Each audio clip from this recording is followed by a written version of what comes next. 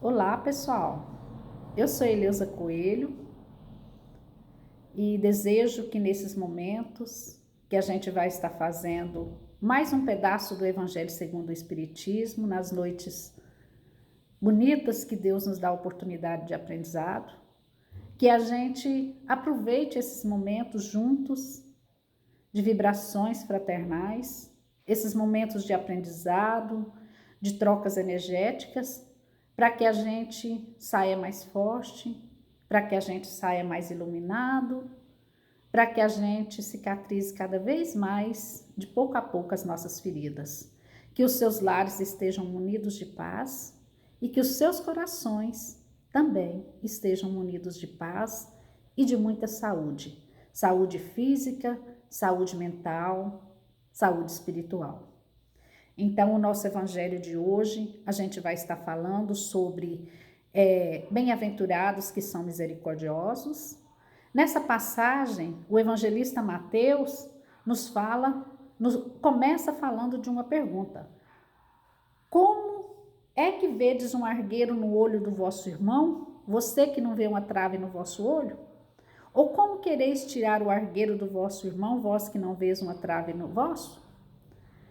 Vamos entender. O argueiro seria um símbolo de um cisco. A trave, todo mundo sabe que é uma coisa que trava, que tampa. Então, ele fala assim que a gente vê a dificuldade do outro e não vê a nossa. A gente quer ajudar o outro e não consegue se ajudar muitas vezes. Aí ele fala assim que o Kardec fala que uma das insensatezes da humanidade é querer corrigir tudo à volta e não voltar para si, corrigir a si mesmo as deformidades, as dificuldades que a gente tem.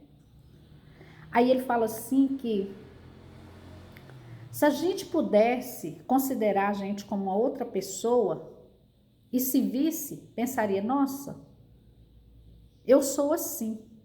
Mas a gente tem uma forma de ver a gente que a gente esconde as nossas deformidades físicas, as nossas deformidades morais, a gente desculpa as nossas deformidades, a gente compreende a gente e o outro a gente não compreende.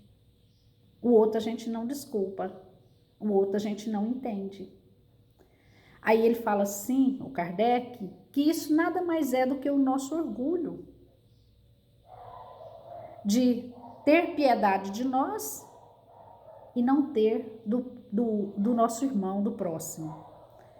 E o próprio Evangelho fala para nós, se a gente tiver de ser severo, que a gente seja severo conosco e indulgente com o próximo.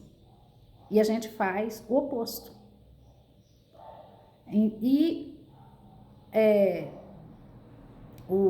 O livro Palavras de Vida Eterna, lá na lição 35, o Emmanuel fala assim para a gente que a gente deve sim observar, mas observar amando. E ele fala exemplos de Jesus. Quando Jesus fala de Maria de Magdala, para a sociedade, para o povo, Maria de Magdala era uma mulher que não valia muitas coisas, era uma mulher perdida, era uma mulher desonrada. Para Jesus, era uma mulher que sofria, que precisava de oportunidade. E ele via além daquela mulher com características tão difíceis naquele momento, ele via um espírito doce e trabalhador. Paulo, para as pessoas daquela hora, daquela época, Paulo era visto como um tirano, um perseguidor. Para Jesus, era um homem que ele fora encontrar nas portas de Damasco e que seria o continuador da sua doutrina. Para Jesus, Pedro era um homem que tinha muitas possibilidades, que seria um trabalhador grandioso. Para o povo, Pedro era um machista, um homem severo, preconceituoso ainda.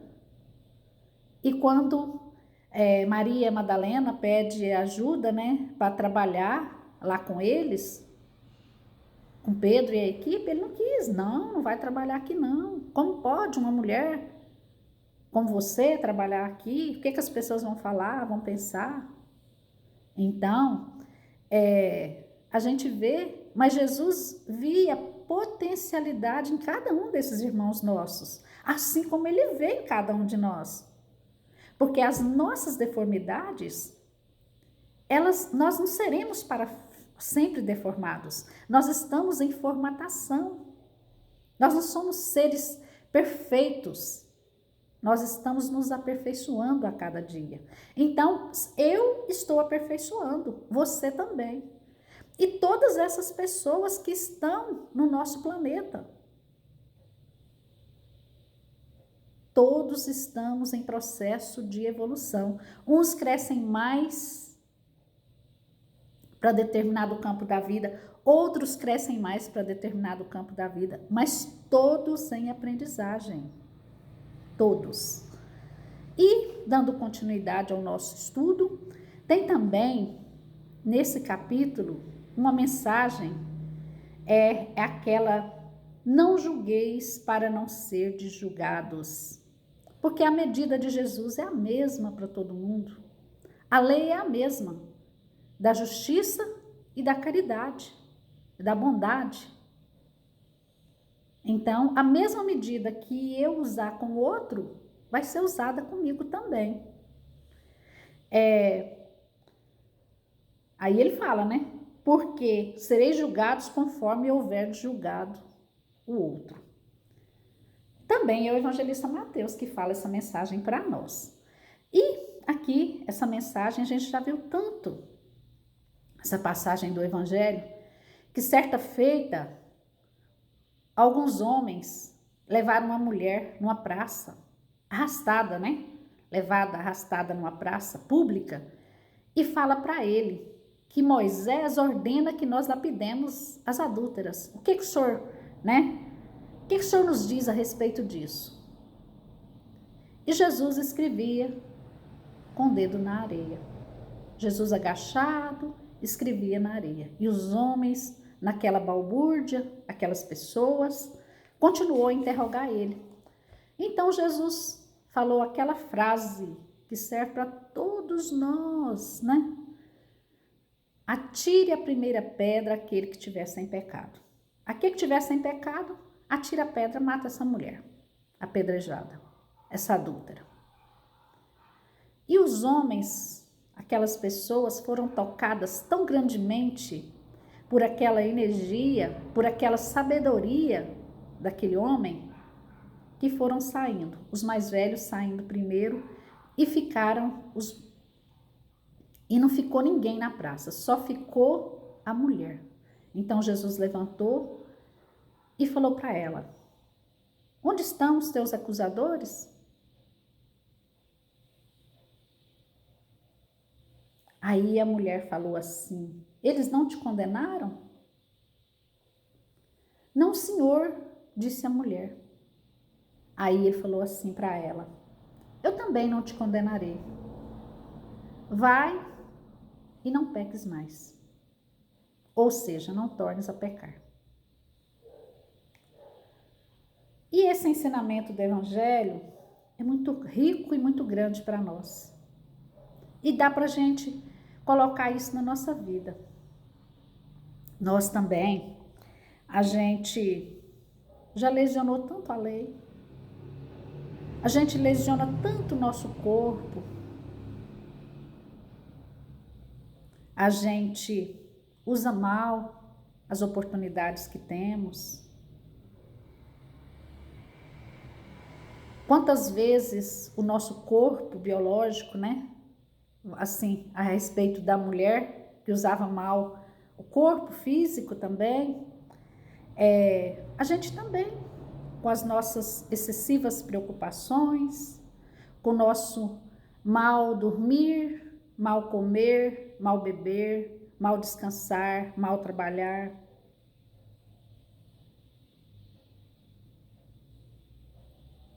E a gente, aquela mulher,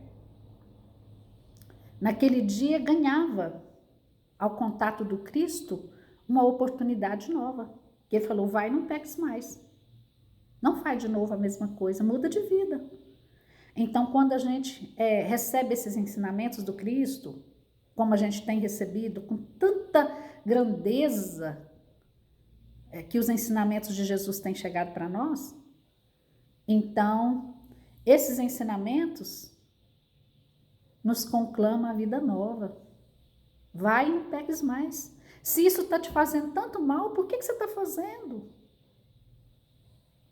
Olha aí a oportunidade que Deus está te dando. Vai e muda de vida. E faz de forma diferente. É Jesus mudando a história das nossas vidas. É Jesus nos chamando, homem, mulher. Ninguém não fez nada com você, não. Eu também não vou fazer, não. Mas muda de vida, faz diferente. É o chamado do alto para todos nós. E quando ele fala, atire a primeira pedra, aquele que tiver sem pecado,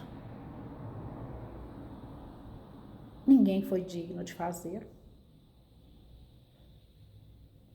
Eu não sou digna de atirar a pedra, sabe por quê? Porque no meu coração, só Deus que sabe o que mora no meu coração. Quantas coisas tristes ainda veiculam na minha mente. Quantos sentimentos inferiores eu ainda possuo. Quantas deformidades de caráter eu ainda realizo.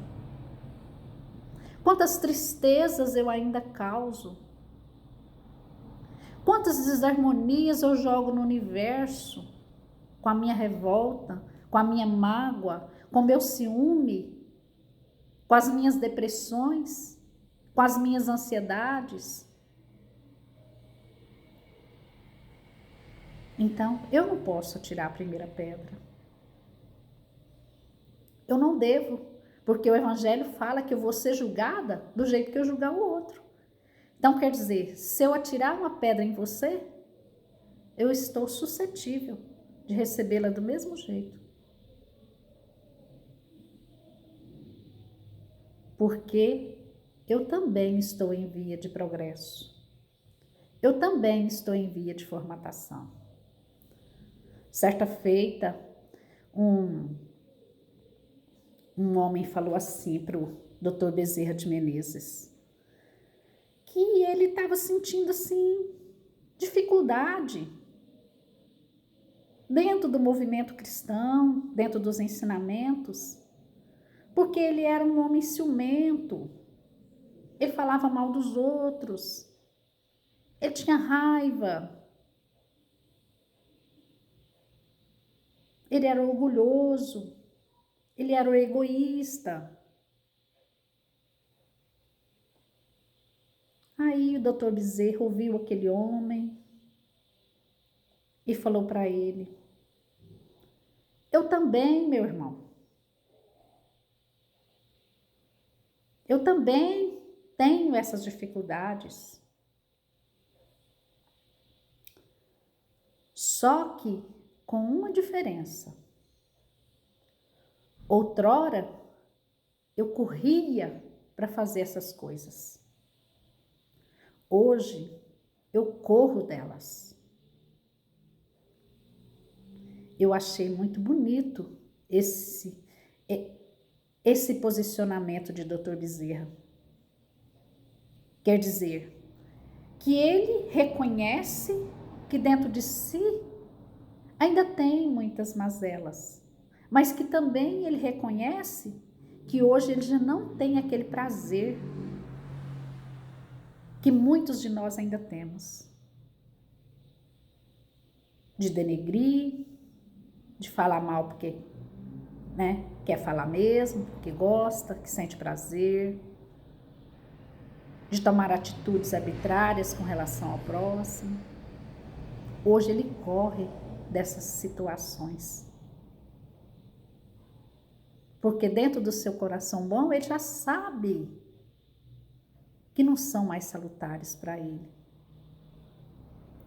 Então, esses exemplos ficam muito grandes dentro de nós, desses emissários de Jesus que estão um pouco à nossa frente, nos conclamando a vida nova, a luta, mas não a luta sangrenta no fogo da batalha, mas a luta da reforma de si mesmo, de uma vida nova dentro de mim, comigo mesma. Também nesse evangelho da noite de hoje, tem uma passagem, aqui já no final do capítulo, que São Luís responde para nós 3 perguntas, que a gente vai ler na íntegra para vocês. Essas perguntas são as seguintes: é permitido repreender os outros, notar as imperfeições dos outros, divulgar o mal dos outros? Ninguém sendo perfeito, seguir-se-á que ninguém tem o direito de repreender o próximo? O Espírito São Luís é que respondeu essas perguntas. Ninguém sendo perfeito tem o direito de repreender as outras pessoas? Ele fala certamente que não é essa a conclusão a tirar, porque cada um de vós deve trabalhar para o progresso de todos. Então quer dizer que ficar também de mão cruzada não é a solução, não é interessante. Sobretudo daqueles cuja tutela vos está confiada, vós tendes que interferir. Mas por isso mesmo deveis fazê-lo com moderação. Essa palavra é interessante. Repreender o próximo em alguma coisa ruim, nós temos que fazê-lo com moderação e para um fim útil. E não, como das mais das vezes, pelo prazer de denegrir a pessoa. Denegrir a pessoa, deixar ela mal diante da família, deixar ela mal no trabalho, deixar ela mal consigo mesma. Repreender o próximo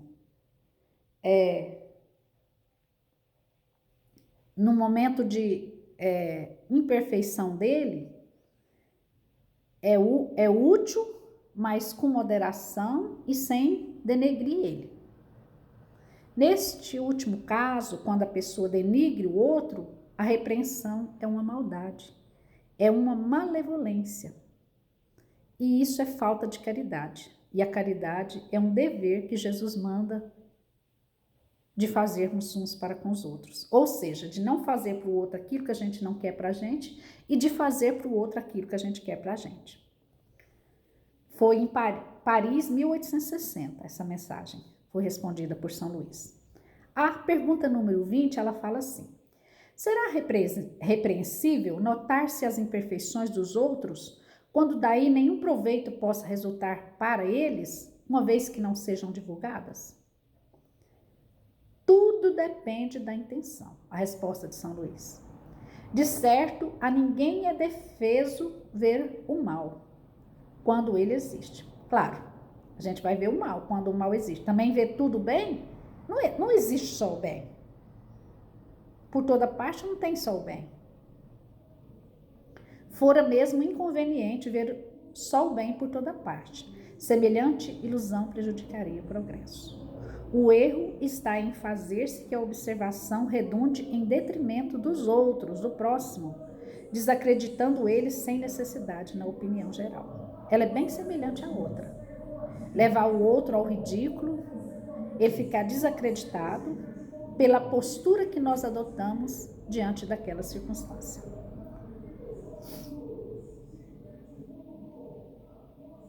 É uma malevolência da nossa parte se fizermos isso, tendo satisfação de apanhar os outros em falta. É muito ruim quando a gente reage dessa forma diante das dificuldades dos outros, só para apanhar o outro na falta. só para fazê-lo sofrer, sem ajudar a resolver aquilo, naquela hora, naquela circunstância, né? Haverá casos em que convence e desvende o mal dos outros? Aí ele fala assim, é muito delicada essa questão. E para resolvê-la, necessário se torna apelar para a caridade bem compreendida. Se as imperfeições de uma pessoa só ela prejudicam, nenhuma utilidade haverá de divulgar. Se as dificuldades da pessoa só prejudicam ela, ela vai modificar quando ela tiver forças e quando ela quiser. Então não tem que ninguém pôr o dedo naquela ferida. Agora, se porém pode acarretar prejuízo a terceiros, deve-se atender de preferência o interesse da maioria. Segundo a circunstância, desmascarar a hipocrisia e a mentira pode constituir um dever, pois vale mais que um homem caia do que muitos virem ser suas vítimas. Em tal caso, deve pesar a soma das vantagens e dos inconvenientes que isso pode acarretar.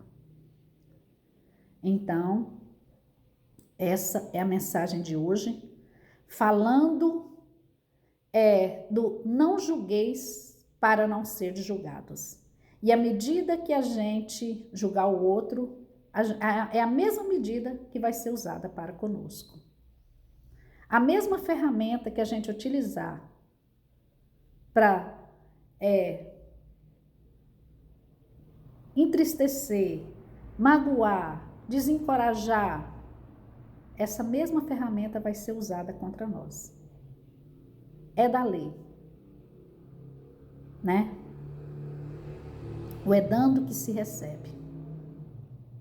Então, fiquem com Deus, que a mão de Jesus possa nos auxiliar a romper com as nossas enfermidades morais e que a gente possa ajudar os outros, sendo instrumentos, como São Francisco de Assis nos fala, de paz e de luz. Até!